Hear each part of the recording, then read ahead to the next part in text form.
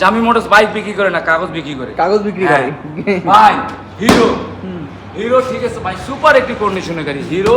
আসলে এই hero patient pro ভাই, এটা কিন্তু পেশেন্ট প্রো। হ্যাঁ, আমি আরেকটু মাঝখান দিয়ে বলে দেই, হিরো প্যাশন প্রো এটা হিরো হুন্ডা যখন একসাথে কম্বাইন্ড হয়ে বাইক তৈরি করতে তখন এটা কিন্তু হুন্ডা ইঞ্জিন বিল্ড করছে আর ডিজাইনটা হিরো, হুন্ডা, একদম হুন্ডা কোম্পানি।